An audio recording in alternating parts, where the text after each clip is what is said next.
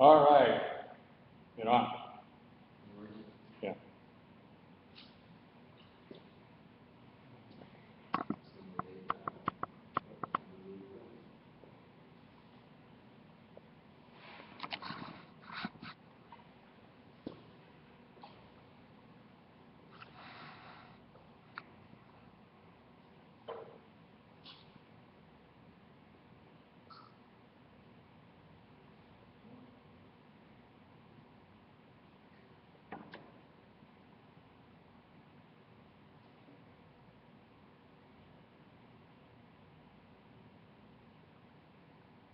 Okay, let's get started and see how this goes.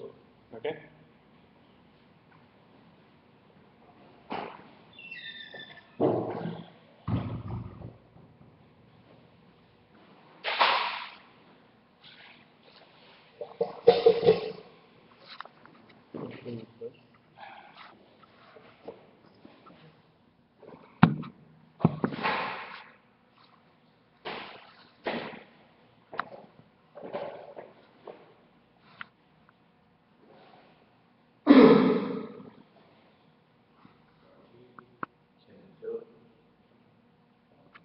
Can tell.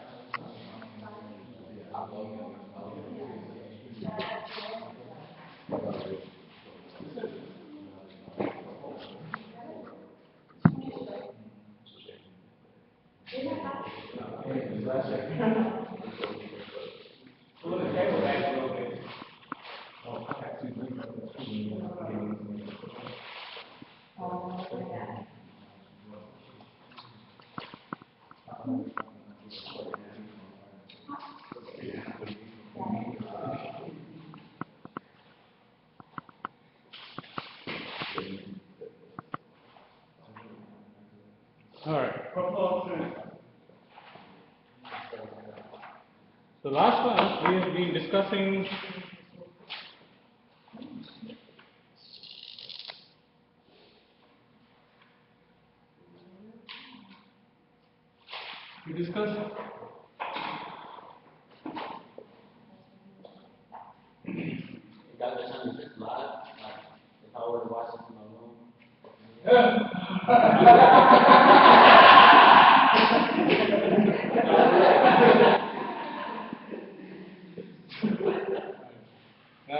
it's going to be live, but I'm not going to give you the link. Everybody is going to look at it. So what we looked at last class was we looked at Laplace transform, the definition of Laplace transform. Okay.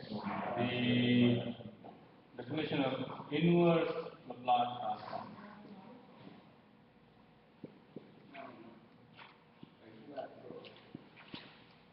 And we looked at partial fraction expansion.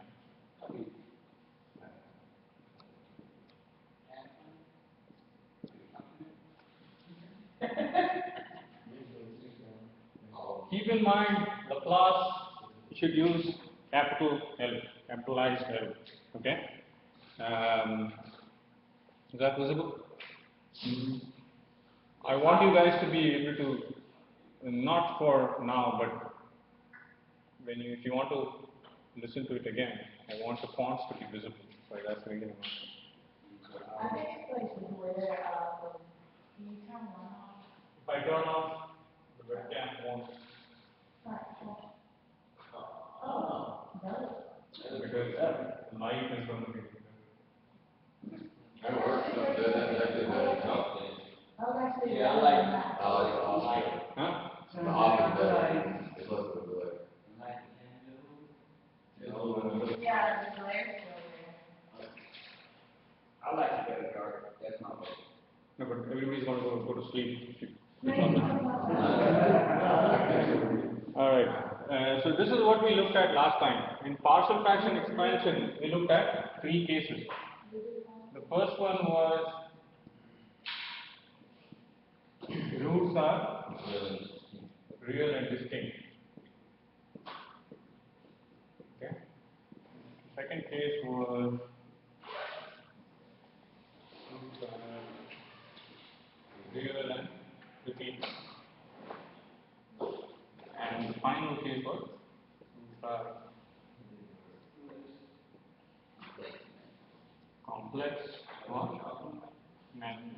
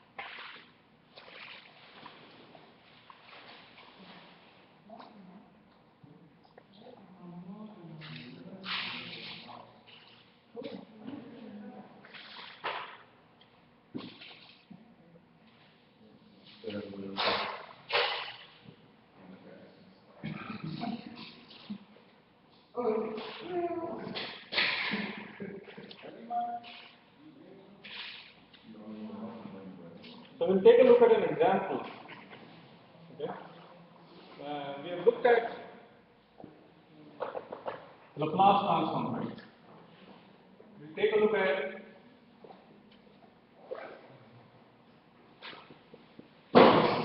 find the inverse Laplace transform. Mr. Johnson, every time you're going to use the cell phone, you'll not get your attendance. And today you're not going to get your attendance. Okay? There is no need for you to come to the class if you're going to keep on. You're being strictly told not to use cell phones. Do you understand that or not? How many times do you need a reminder? So how many times do you need reminders? Then keep it down.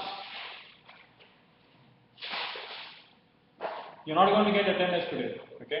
And every time you're going to use your cell phone, and this applies to everyone, not just him. If you're going to use your cell phone, you're not going to get your attendance that day, regardless of how early you come or how late you leave. Okay?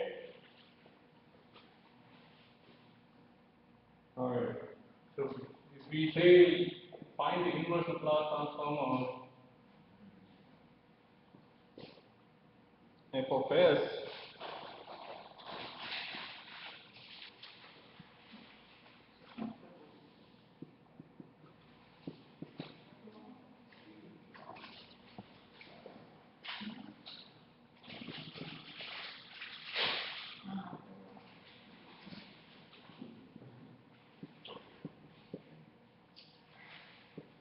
So how do you go about finding the inverse Laplace transform of this?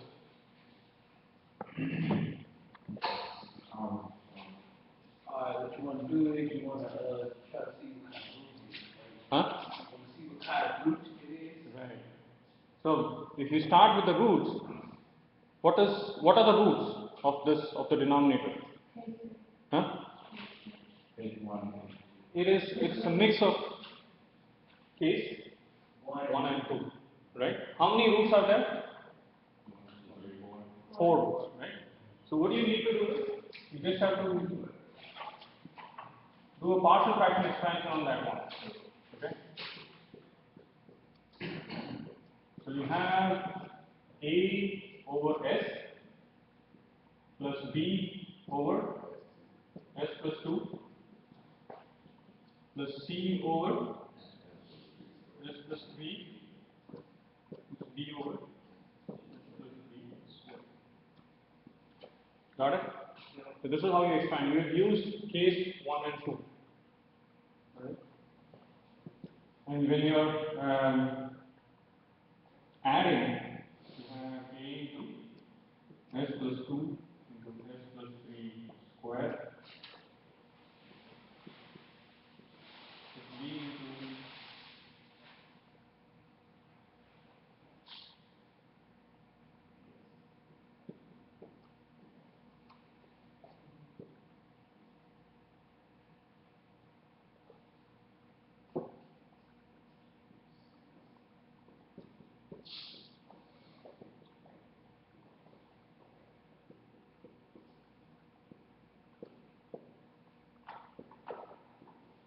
right? Given the left hand side, you're going to have 10. So this you should be able to do by now. Okay, it's fairly simple. If you just practice for a few problems, you'll get that. So what you have is, how many unknowns are there? I mean, I know. Uh-huh. 4 unknowns. You need 4 simultaneous equations, right? So what is the first simultaneous equation? So What is the first of the equation? A plus B plus C is equal to 0. I have taken the cubed terms. A S cubed. You see that? B S cubed. Right? That's what this square multiplies with this S. Right? It is, if you expand this, it is S square plus 6S plus You're supposed to, what you square, it's not if you square S. But What would be S plus 3 times S plus 3.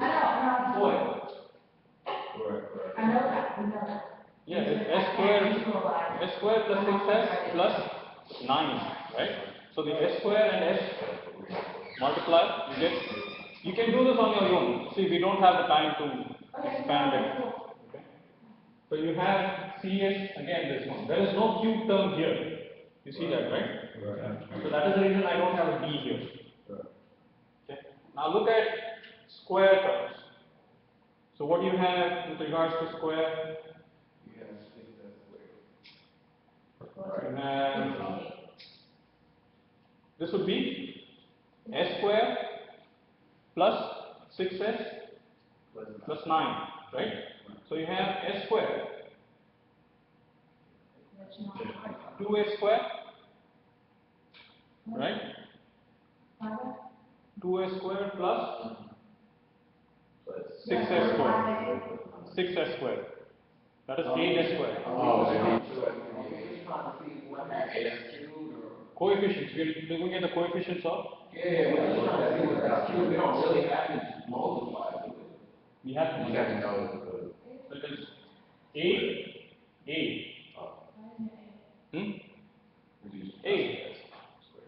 Right? You have, expand this. You have S square plus 6S plus 9. So what are the two S square terms? You have 2S square, right? You have 6S square. Those two add. Nothing else is an S square term. Okay? So that is the reason you have a 8A. How about here? Here it's very simple. It is 6S. 6B. Correct? Out here,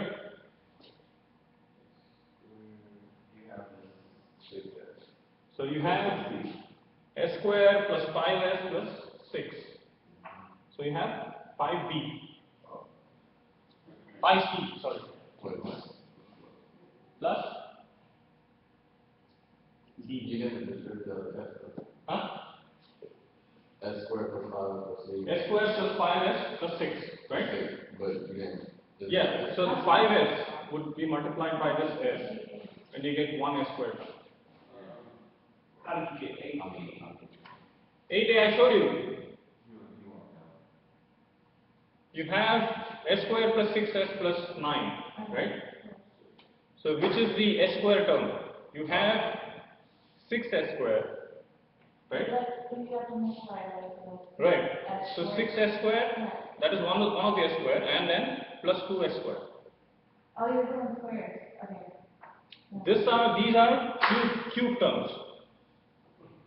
These are square terms. So you have 8A plus 6B plus 5C plus D is equal to 0. Finally, the next two, we're looking at S terms. Okay, so what is the S term here? There is only one S term, 9S. Okay, so that is 9A. What? 9S. There's no other S. Oh, sorry, there is actually. 6 2s are 12. So it's 21. Okay.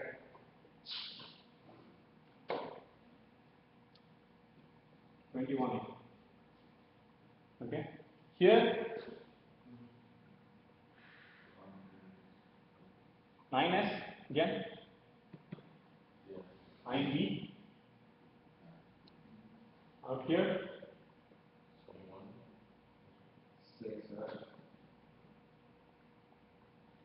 6. 6C. Plus 2. And why is this 0? Left hand side there is no coefficient for S cube, S square or S. Finally the constant. See, if you're looking at constant, what are you going to get?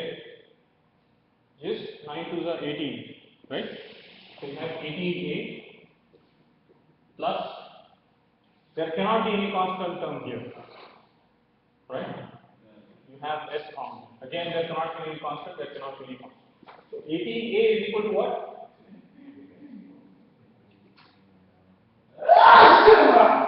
So you see that you have 4 unknowns and 4 simultaneous equations. From this you can figure out A, B, C and D. So once you have figured out A, B, C and D, I'll give you the answer for A, B, C and D. A is 1.8, right? B is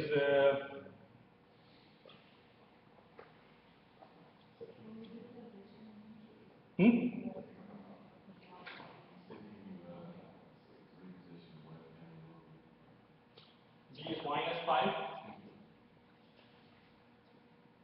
C is 10 over 3.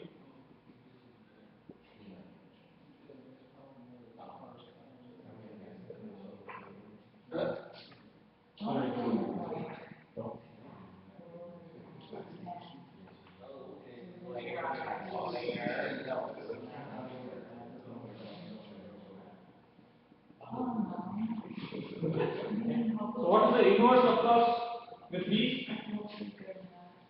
That's 1.8, right? Right.